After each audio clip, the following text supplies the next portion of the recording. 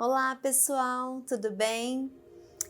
Hoje nós iremos falar sobre restituição. Mas antes de começar essa ministração, gostaria de pedir para vocês curtirem, se inscreverem e ativarem o sininho para que mais pessoas possam ser influenciadas através desse vídeo, para a honra e glória do Senhor.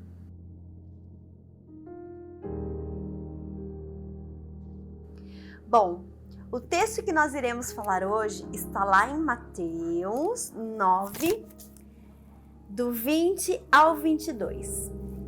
E eis que uma mulher que havia já 12 anos padecia de um fluxo de sangue, chegando por detrás dele, tocou a orla da sua veste, porque dizia consigo: se eu apenas te tocar, ficarei sã.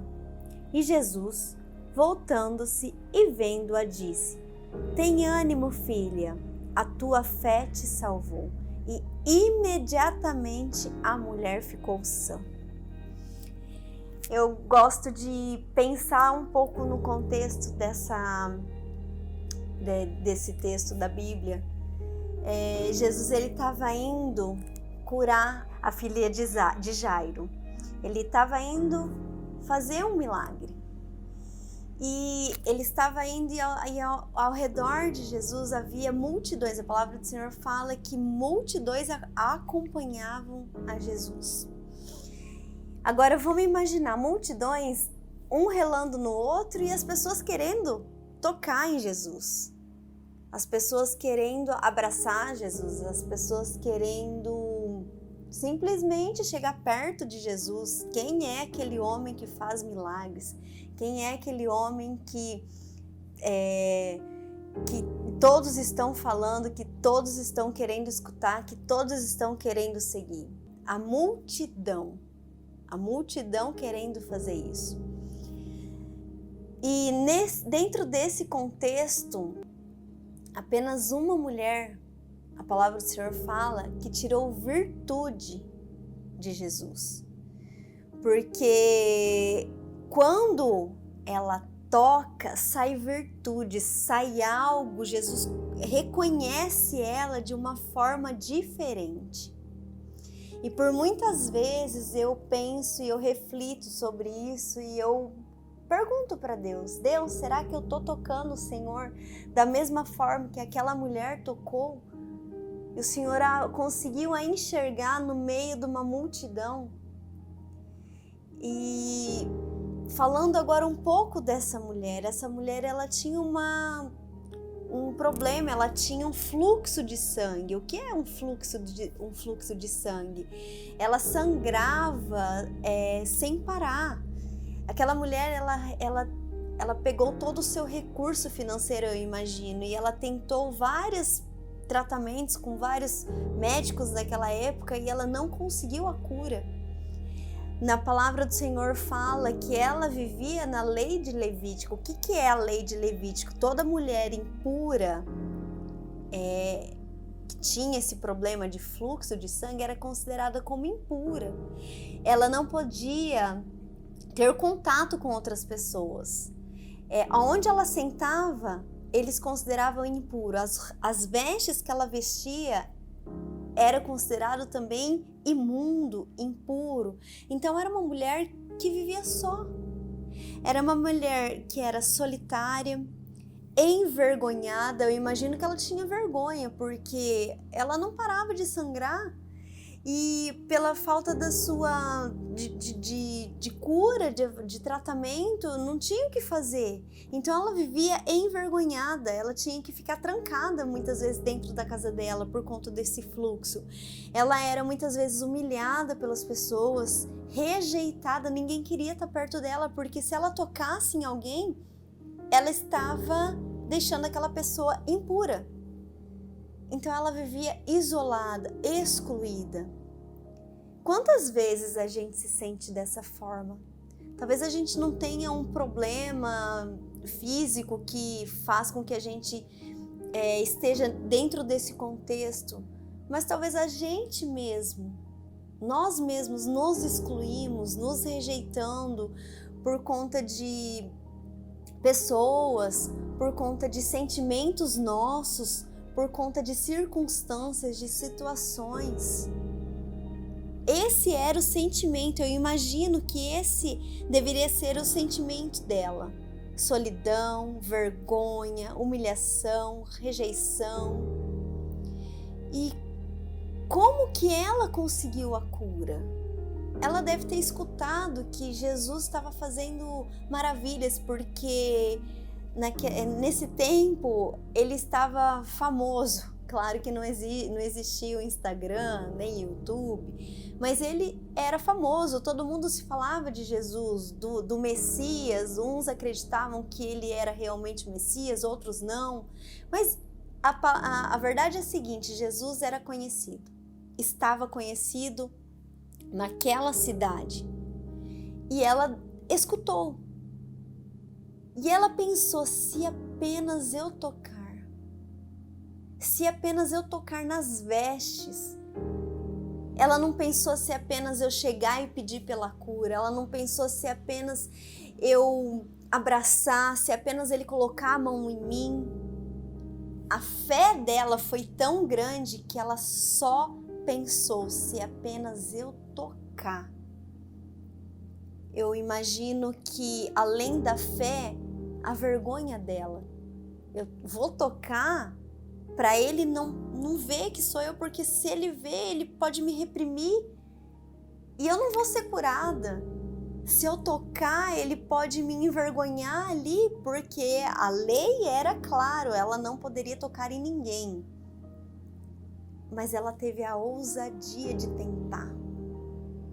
Ela teve a perseverança de querer, de acreditar, de insistir, de chegar perto dele. Ela quis, ela teve a vontade, ela teve a iniciativa de buscar a cura dela. E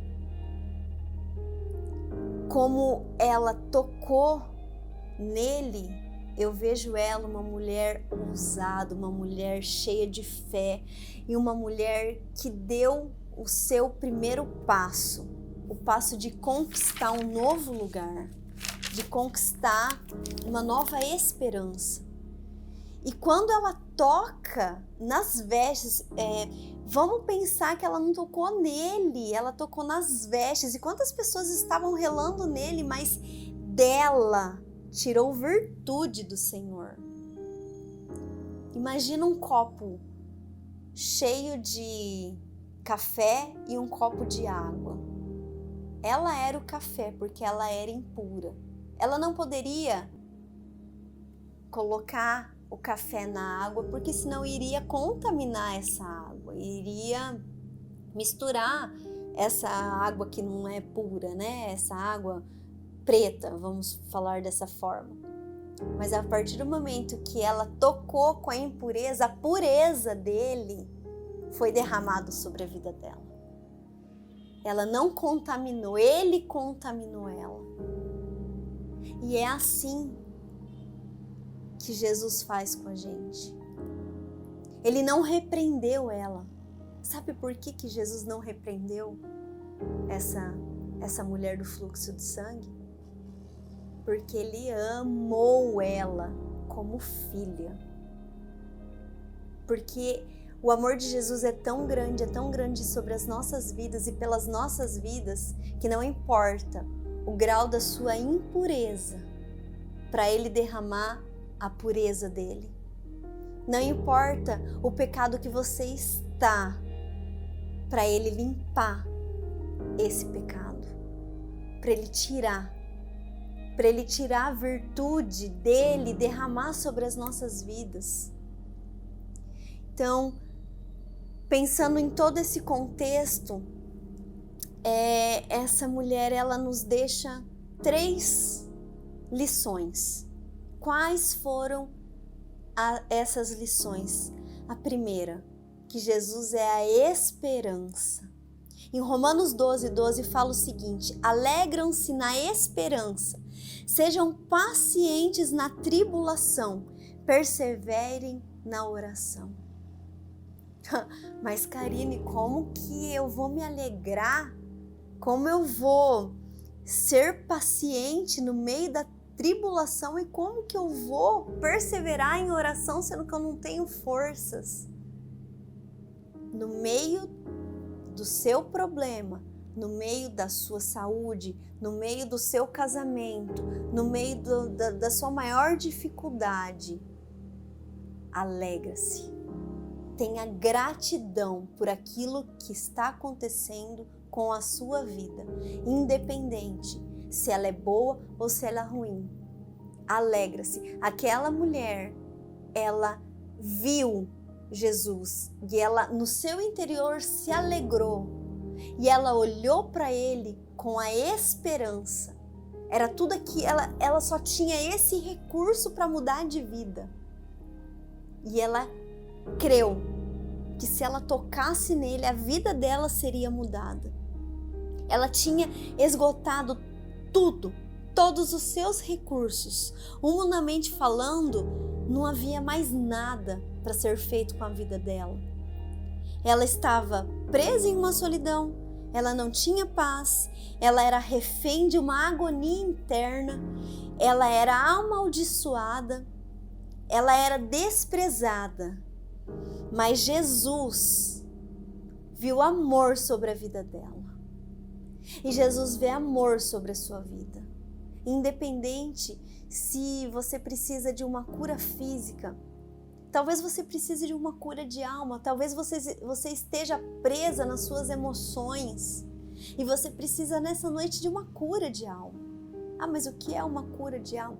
Se você se sente desprezada, se você se sente sozinha, se você se sente incapaz, se você se sente, eu não sei qual o sentimento que você possa estar sentindo, mas se você se sente amaldiçoada, talvez hoje Jesus queira curar sua alma nesses aspectos.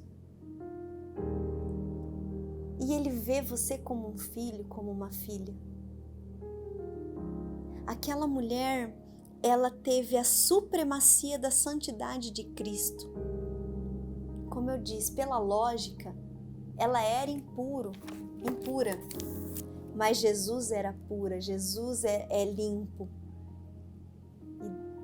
E Jesus derramou virtude sobre a vida dela, Jesus derramou pureza sobre a vida dela, porque quando a gente confessa os nossos pecados, Ele derrama vestes novas sobre as nossas vidas. Ela ali não tinha um pecado, ela necessitava de uma cura.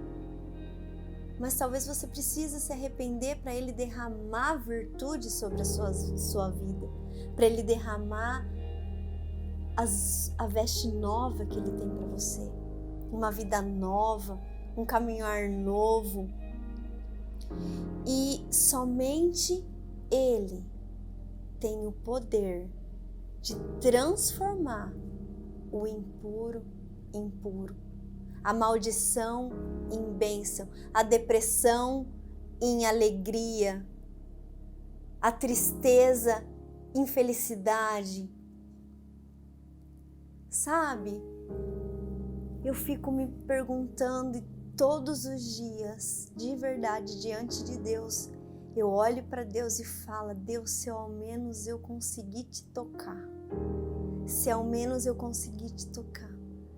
E antes de iniciar esse vídeo, eu tomei meu banho, fui me arrumar e eu orando a Deus e falando assim: Deus, como aquela mulher conseguiu tirar a virtude do Senhor? Como o Senhor conseguiu olhar para ela e derramar sobre a vida dela virtude? Como ela conseguiu chamar a sua atenção? Porque ela chamou a atenção do Senhor naquele momento. Assim como Zaqueu, que teve a estratégia, depois vocês pesquisam, mas Zaqueu subiu na árvore e imagino que ele ficou assim: Deus, olha para mim, Jesus, olha para mim, Jesus. Ele teve a estratégia e Jesus olhou para ele e ele foi jantar com Zaqueu na casa de Zaqueu. E eu fico falando para Deus: Deus, como o Senhor pode olhar para mim e derramar algo novo sobre a minha vida? Porque eu tô falando para vocês, mas O Espírito Santo está me ministrando. E o Espírito Santo, na mesma hora que eu perguntei, disse assim: uma das primeiras coisas que eu peço para os meus filhos e eles não me escutam é a obediência. Para a gente conseguir inicialmente alcançar virtude, é a obediência no Senhor. E é difícil obedecer. É muito difícil. Todos os seus mandamentos. Mas é prazeroso imaginar que se eu obedecer, Ele vai derramar virtude sobre a minha vida. Ele vai derramar bênção sobre a minha vida, como Ele derramou na vida dessa mulher. Ela foi curada. Porque ela entendeu que Ele poderia derramar algo sobre a vida dela e ela foi em busca daquilo. Que nessa noite, porque é de noite, que nessa noite você possa entender que depende de você em buscar a face do Senhor para Ele olhar e para Ele derramar. Que você possa entender que para isso precisa se posicionar em obediência, se posicionar em perseverança, se posicionar em esperança, em santidade, e que quando tudo isso acontece, não tem o porquê Ele não olhar e Ele não liberar as bênçãos que existem sobre a sua vida e sobre a minha vida.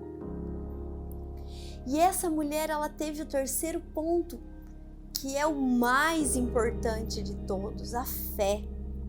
A fé é um instrumento para a manifestação do poder de Deus sobre as nossas vidas. Através da fé dela, ela foi curada e ela foi restaurada. E por isso, ele disse assim: a tua fé te salvou. Salvou da depressão, da solidão, do desprezo, da frustração, salvou da vergonha.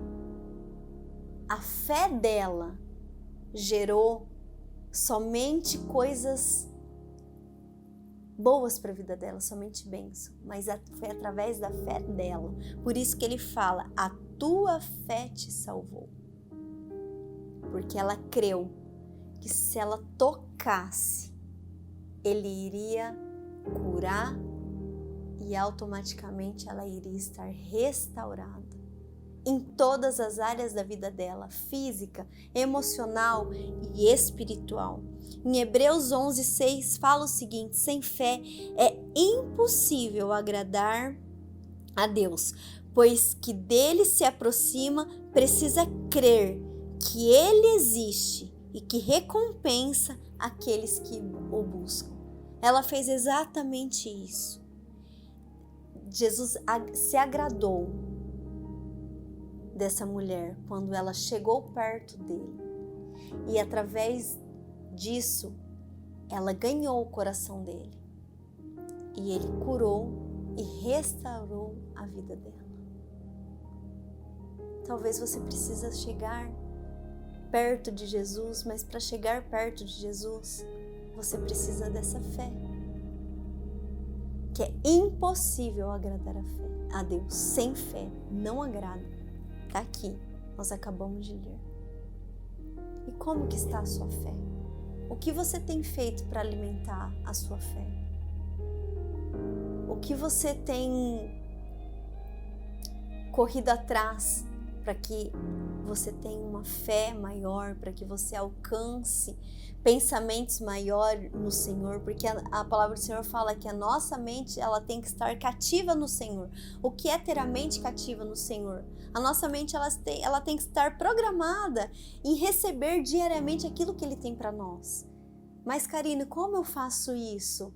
Buscando a Ele, buscando em oração, buscando na palavra. Ah, mas eu não leio a Bíblia. Aí é difícil, não tem como a gente alimentar a nossa fé se a gente não lê, se a gente não escuta a ministração, se a gente não escuta um louvor, se a gente não ora. não é impossível.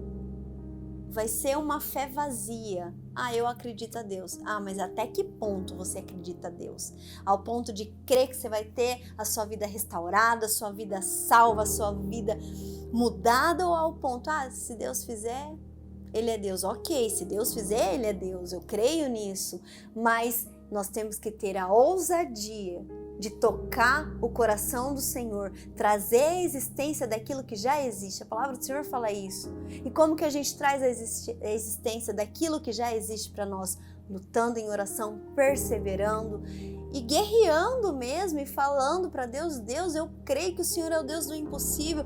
Se você precisa de um milagre na área física e tá doente em algum aspecto, é trazer a existência e falar assim: Deus, eu creio, assim como o Senhor fez na vida dessa mulher, o Senhor pode fazer na minha. É declarar a palavra do Senhor, é declarar aquilo que está escrito aqui, no nosso manual de vida. Ousadia, autoridade naquilo que Deus tem para sua vida, para Ele derramar. E não murmurar. Para de ficar murmurando. Sai desse sofá e para de ficar falando: Deus, céus, vida. Sabe, Gabriela? Não! É levantar a cara, se levantar todo dia e falar: hoje vai ser diferente, hoje eu declaro a vitória, hoje eu vou ser curado, hoje eu vou ser restaurado, hoje pode vir problemas, mas eu tô na rocha. E a rocha é o Senhor. Eu não sei o que você está enfrentando, mas eu sei o que eu enfrento diariamente. Eu sei o gigante que eu tenho que matar diariamente. Ou vocês acham que quando Davi teve a ousadia, ele tinha um exército de guerreiros. Ele não era guerreiro, Davi era um pastor de ovelhas naquela época. Ele teve a ousadia de falar para o rei Saul: eu vou, porque eu sei quem está comigo. E ele foi com 5 pedrinhas e uma funda e derramou e derrubou o gigante Golias. Foi pela fé, porque ele creu que o Deus que agia no passado, nos antecedentes nossos, era o mesmo Deus que estava sobre a vida dele. E aquele mesmo Deus é o mesmo Deus que está sobre a sua vida e sobre a minha vida. É um Deus de ousadia, é um Deus de se levantar, é um Deus de declarar, é um Deus de falar e falar para o inferno que está derrotado e que não vai prevalecer. Porque não pode prevalecer, porque Deus é maior, e se Deus é maior, nada vai prevalecer sobre a sua vida.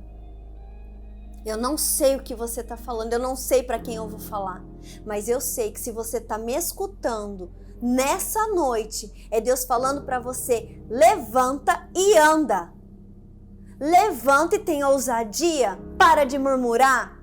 Não olhe para o passado, não olhe para a circunstância e se levante como um guerreiro, como uma guerreira do Senhor. Assim como essa mulher fez. Ela se levantou, ela não ficou lambendo as feridas dela e falando: agora eu morri de vez, agora eu não tenho mais nada. Não, ela escutou uma esperança e através dessa esperança ela foi atrás e ela correu atrás pela benção dela e ela conseguiu e ela foi curada e ela foi restaurada. Então que nessa noite você possa se levantar. A palavra de hoje é essa: se levante e não se prostre.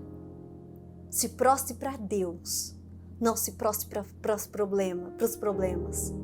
Não se curve se não for somente para o Senhor. Porque se você está curvado num leito de cama, se você está curvado em endividamento, em um casamento falido, se você está curvado para filhos, levante e ande. Levante, mate o seu Golias. Levante e toque o coração do Senhor. Eu quero deixar isso para você. Levante, caminhe, levanta essa cabeça. Você é filho, você não é bastardo. Deus te ama como um filho. Deus não te ama como um qualquer. Você é precioso. Quando você estava no ventre da sua mãe, Ele sonhou com você, Ele desenhou. Antes de você existir, Ele já te imaginou, Ele te fez e Ele soprou você no ventre da sua mãe. Ele conhece as suas limitações, mas Ele está aqui. Ei, eu tô com você. Levanta. Eu tô aqui, Ele está te dando a mão nessa noite. Então, em nome de Jesus, olhe para Ele. Não olhe para a multidão, porque se ela tivesse olhado para a multidão, ela não teria tocado. Se Davi tivesse olhado para todos os guerreiros, ele não teria se levantado como um. Amém? Que a palavra seja: levante e ande.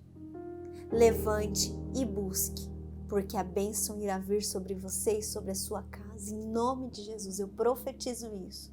Que toda sorte de bênção, tudo aquilo que o Senhor tem para a sua vida, toda restauração, toda cura, que Ele possa derramar sobre a sua vida, em nome de Jesus. E eu quero orar por você. Feche seus olhos. Pai querido, Pai amado, eu quero orar, Senhor, por cada um que está escutando, Pai. Deus, libera uma unção de ousadia, Pai. Levanta aquele que está curvado, Pai. Em nome de Jesus, eu repreendo o valente, Pai, na autoridade que o Senhor me deu, Pai. Em nome de Jesus, você vai sair dessa vida, todo espírito de morte que está fazendo parar, Senhor, e não olhar com esperança e com fé. Está repreendido agora, Senhor, em nome de Jesus. E eu declaro toda cura, toda restituição, para que essas pessoas possam, Senhor, ter a fé e ter a esperança, Senhor, e testemunhar que o Senhor fez algo sobre a vida delas através dessa ministração, Pai. Incendeia, Senhor, influencia, Senhor, e que toda palavra, Senhor, lançada nessa ministração possa alcançar, Senhor, 70 vezes mais a cada um que escutou, Senhor, em nome de Jesus. Amém.